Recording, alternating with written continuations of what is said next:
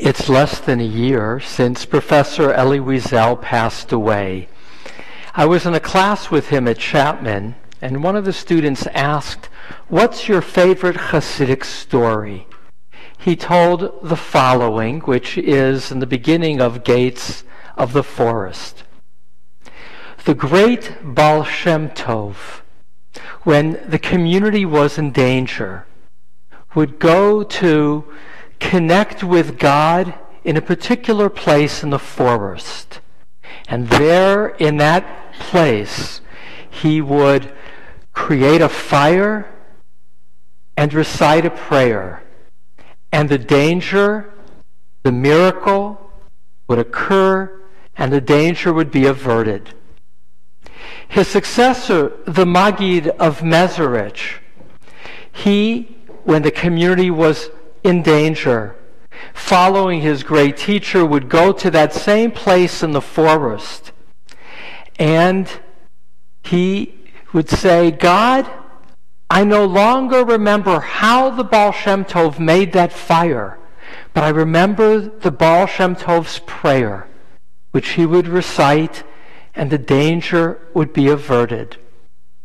In the next generation, Moshe Leib of Zasov, he would go to that place in the forest, and he would say, "God, I don't know how the fire was lit, and I no longer remember the words of the prayer, but I hope just being here will suffice." And the danger was averted. Rabbi Yisrael of Rizhin, the next generation, would rock in his chair and say, "Ribono shel olam, our community is endangered. I no longer know the place in the forest. I no longer know how to light the forest. I no longer know the words of the prayer. But I do remember. I hope that my memory and the story will suffice." And so the danger was averted. And Professor Rizel added one line to that story, in which was, "God created people because God loves stories." Story number 2. 1988, the Dalai Lama in India had been there for a while in diaspora, having had to flee across the Himalayas from Tibet to northern India. And he had heard about the Jews. And he had heard that here was a people that had survived, although dispersed. And he, 14th generation reincarnation of the Buddha, according to the teachings of the Tibetan tradition, sought leaders to come and share what was the secret of Jewish survival. There's a wonderful book called The Jew and the Lotus by Roger Kamenetz that describes that series of meetings.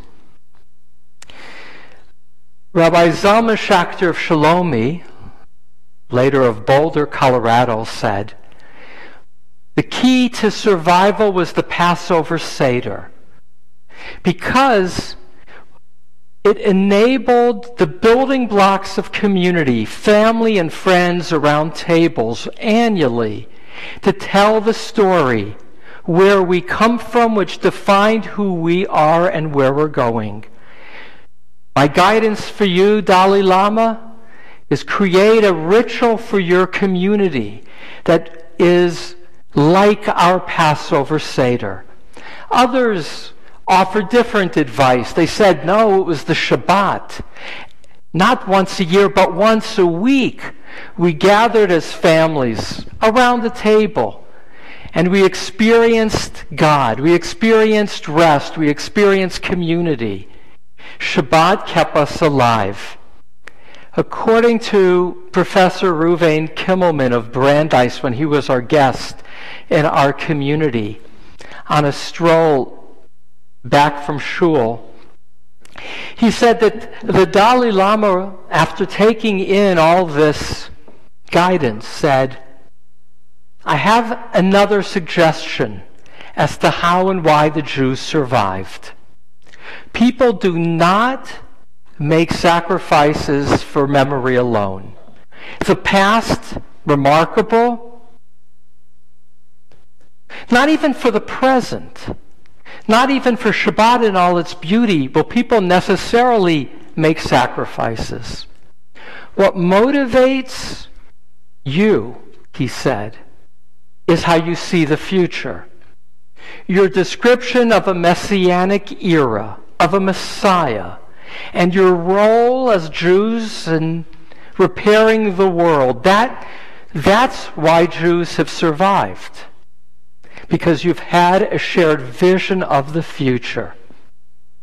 To which Reuven Kimmelman said, who was not there, he had a better answer than the ones given to him. Which leads to the final piece. And that's our Haftorah today and the description of Pesach. We opened the door after dinner and we have our glass ready for Elijah because of the Haftorah that Jacob so beautifully chanted. Namely, the prophecy that before that day of great judgment, Yom Hagadol v'Nahara v'Hayom, the Messiah will be announced when parents listen to their children and children listen to their parents. So here's the last piece. Passover is a holiday of stories. The key story is not only where we come from, it is not only how we mark celebration now, it is primarily a story of the future. For if God could take us out from Egypt, so we say at our Seder, Elijah join us. If God could take us out of slavery in the past, we have reason to hope for the Messiah to create a world of redemption in the future. All too often at Seders, people stop after dinner. Well, they let Elijah in and more or less peter out. But indeed, the whole story is about a punchline. And the punchline of the Passover Seder is that the Messiah is coming.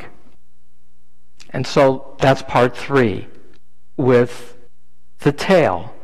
And that is the question, because we're running a little bit early. Not that we should wait so long for lunch, but. And that is, what to you does that story mean?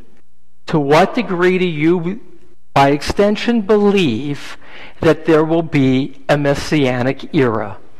On any day you can pick up the paper and go, oh my God. Any day, not this day, not last week, not last year. That is the nature of looking at the world. It is a broken world. To what degree, looking forward, is it real to tell that story? What is the story that you tell of the Messiah? And is it real?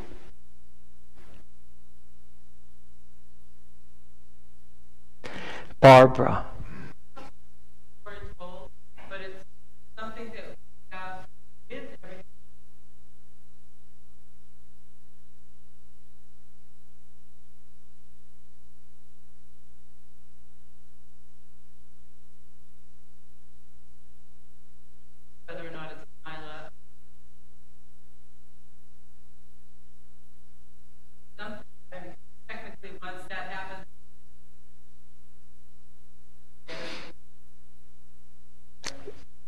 So what I hear you sharing, Barbara, is it matters to me that there is a belief, a faith in a messianic era, because it gives me hope that the awfulness of children being gassed by sarin, not for the first time, that quality of suffering in the world by people against people will not be the future of the world. So I'm vague, I'm adding this, you can correct me, I'm a little vague on what it looks like, but what I need to hold on to is the belief that the world is a spiral and not a circle. That the world is not just going around to the same places of brokenness, but somehow is moving upward towards something better. Rabbi Podwal.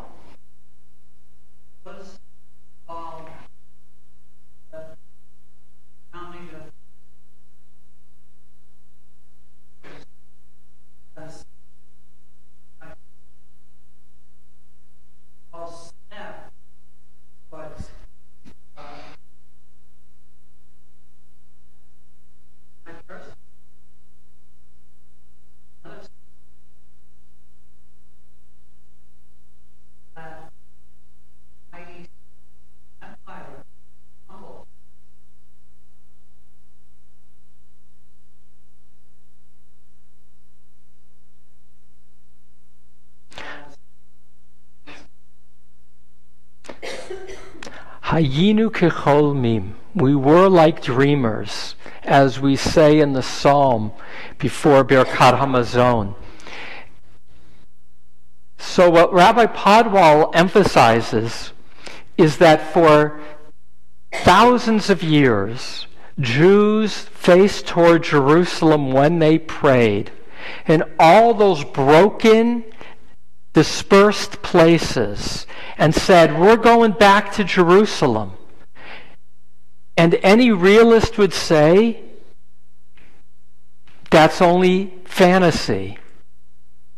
And yet, in 1948, state of Israel was reclaimed as the Jewish state, which is to say that by having faith in a future, we in our own day have reason to be realists, that dreams come true.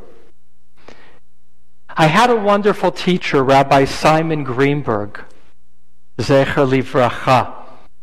So I asked him once, at age 90, I said, what has life taught you? This is about 25 years ago.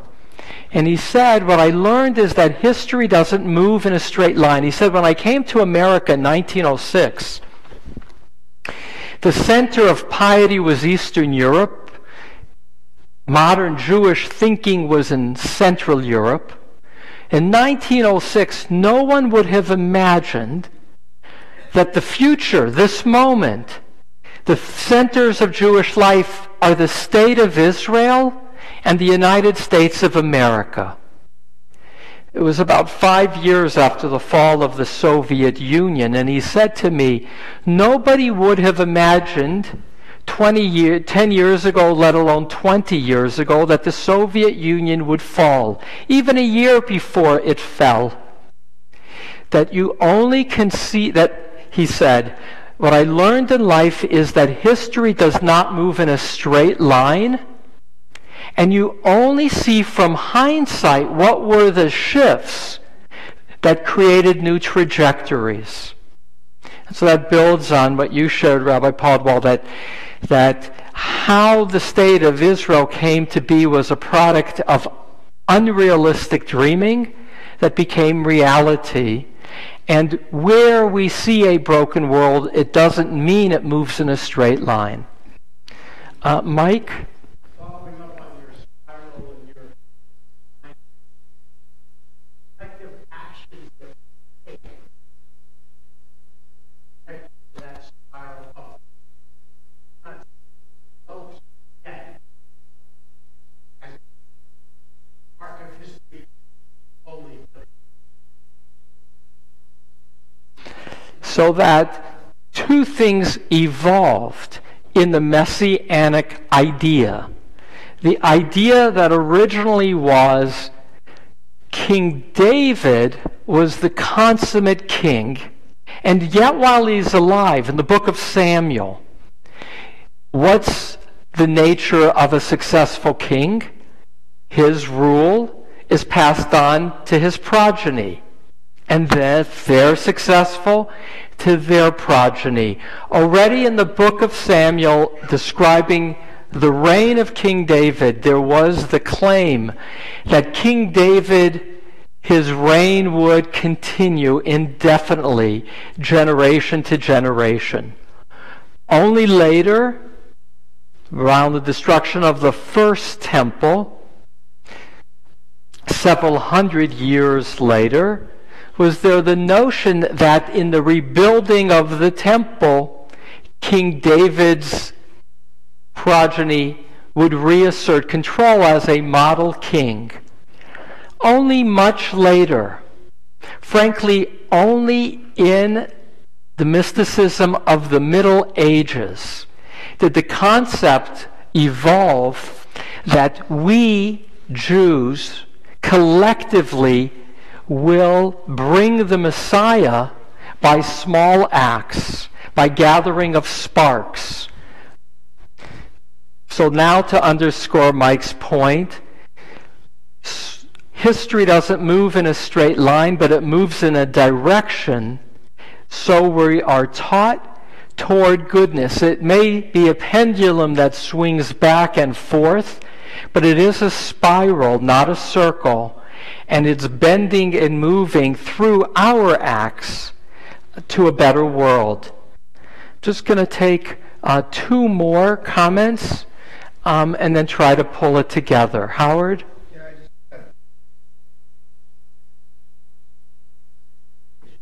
required a Messiah. So how would you recognize a Messiah if one king? So already in the Talmud, there's the comment that if they announce the Messiah has come and you're planting a tree, keep planting the tree. When you're done planting the tree, check it out. Which is to say, don't overreact. Live with the reality of reality first. And there's a lot of discussion already in the Torah, Deuteronomy, about false kings and false messiahs, and we have had many remarkable messiahs. The most successful messiah in the Jewish tradition among Jews, not in the world, but among Jews, was Shabtai Tzvi in the 17th century, who, according to his biographer, Professor Gershom Scholem, at the height of Shabtai Tzvi's influence, when he's meeting with the head of the Ottoman Empire, who controls Israel, and that creates, right? The test of the Messiah is he's going to bring us back to Israel. And Shabtai Tzvi has at least 2 meetings with the head of the Ottoman Empire. So, according to Gershom Scholem, 2 out of 3 Jews at that time believed that Shabtai Tzvi was the real deal.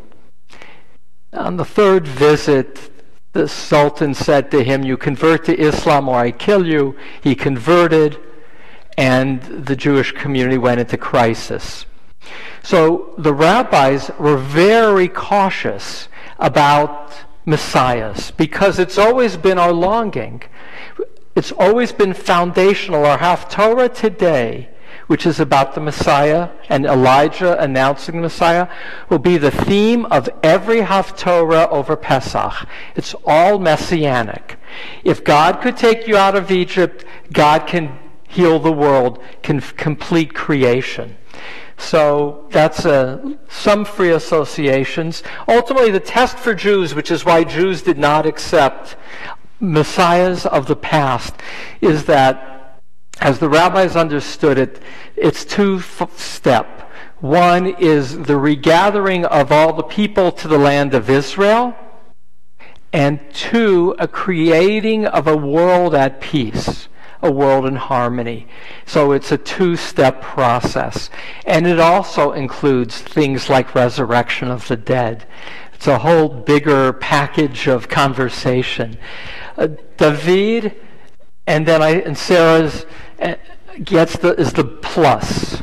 Well, 2 plus. You confuse me now totally. Oh, Because if I since Elie Wiesel was quoting all those Hasidic rabbis. So the Schneerson and his gang would say, Mashiach is right around the corner. No. And I have a feeling that I may hit him with a car coming out of here. And yet, we want Mashiach now, we want Mashiach now, we want Mashiach now, and we don't want to wait. A new song heard at Kinusim. And yet you just quoted the Talmudic statement which says, continue to plant the tree. Yeah. And you're talking now about the spiral. So I'm going up, when will I reach that apex? Will I ever reach that apex? So here there's a debate within the tradition. Will it be sudden or will it be gradual? Now again, think about changes. There's a little of both in all changes. Think of the state of Israel. There is a gradual Zionism and then an enormous trauma. And then suddenly, post-trauma, post-birth pains, wow, birth. So the rabbis debate. We will be reading on Pesach about the wars of Gog and Magog, trauma, judgment, Ayom v'Norah, before the awful big day. So the Messiah is a product of both a building and then the surprise. And what's the role of the building versus surprise? Rabbis will debate. Chabad is not the first Hasidic movement to believe that their Rabbi is the Messiah. It was true for Rabbi Nachman of Bratslav and others. Because all Messiah means is anointed in Hebrew, Mashiach. He is the king who is anointed to be the ruler. And the rabbis will debate, is the king somebody who will live and die, or will that king Messiah be supernatural? On that the rabbis are divided. It's a very big package, the different views on the nature of Messiah in Judaism. But if Chabad rabbis would say to me, it's only natural to believe that your rabbi, your Rebbe, is as good as it gets in terms of wise and righteous, and so why shouldn't he be the Messiah?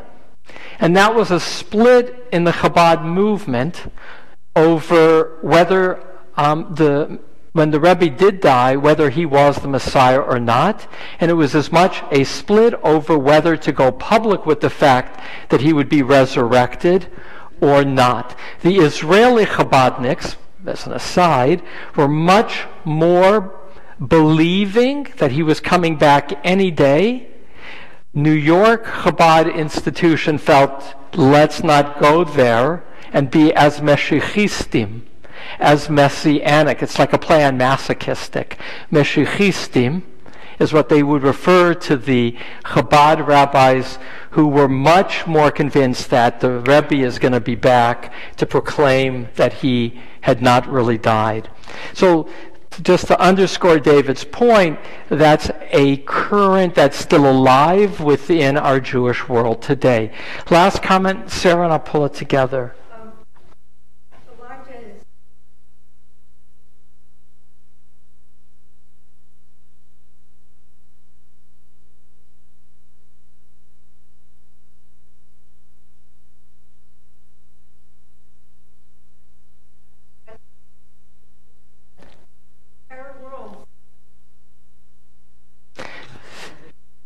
So a closing thought.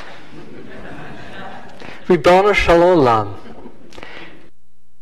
When we open our screens, we have access to much news. May the time come soon when we read of Messiah and it's not fake news, but real. Amen.